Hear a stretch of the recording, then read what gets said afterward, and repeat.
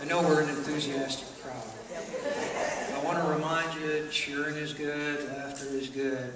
Ridicule and booing is off limits. This is everyone's house.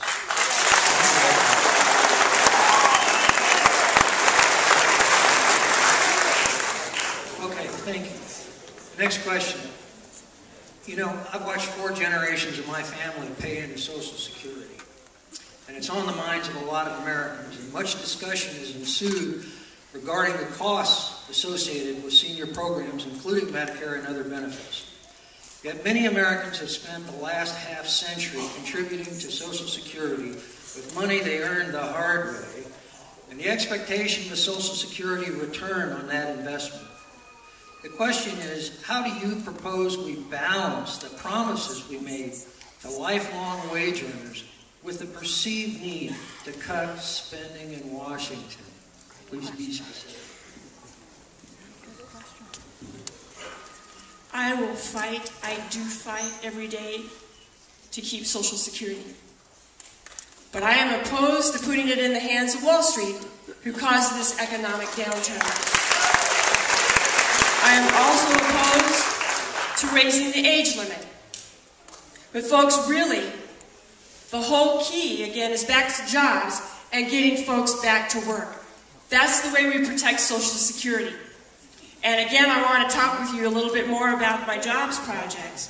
We've got a couple of jobs projects that would create thousands of jobs that require only federal action, not federal dollars. One of them is the Forest Restoration Initiative that takes the product from the timber harvest when we thin the forest, sells it to the timber industry, and creates jobs. That would create 600 jobs in this area. And those are good middle-class jobs. We have a copper mine down in the southern part of the district that has the richest copper ore body in North America. I'm working to expand that project, get it off the ground, would create 2,000 jobs. So we need to, again, work together on these jobs projects. That's going to be the long-term answer to Social Security. But in the meantime, we've got to fight these people who want to put Social Security in the hands of Wall Street, who brought about this economic collapse.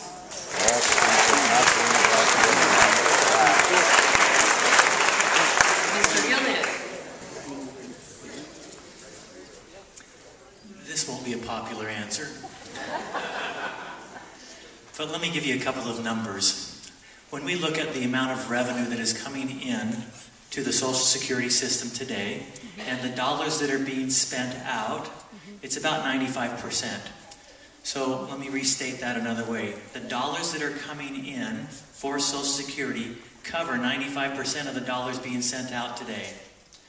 That's held that way for a number of years now, regardless of all of the rhetoric that we have that scares us about the future. It's been that way for quite a few years in this 94 to 96% range. So do I believe that there's a solution in the details of this without having to cancel it? Yes, I do. Am I in favor of putting it in the hands of Wall Street or bankers? No, but I am in the favor of putting it in your hands. Yeah.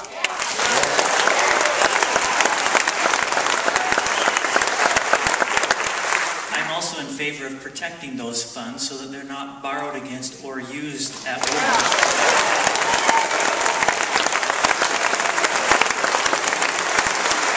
Within the federal government. I also recognize that many seniors, those that are in that retirement age, would like to continue to work. We need to take penalties off of them so that they can work.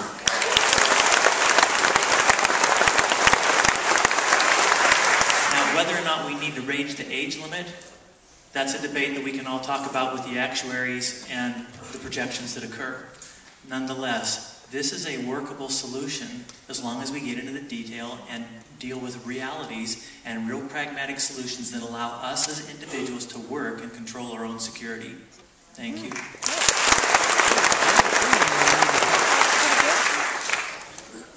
Trust. A series of promises kept. Obviously, the federal government has not kept their promises. So what we have to first do is restore the financing that was put in there and borrowed against, number one. making sure that when we look at that, we have all assets accounted for. And that when we come to those decisions, we engage you. Unlike we did with the health care bill where we jammed it down our throat. You folks possess the answers to that question. You help decide how we make that. But there is equations. Yes, I agree. Businesses, the start of new businesses, help that and delay the onset. But first it takes cutting the federal government. It talks about cutting taxes and making sure that we have people going back to work.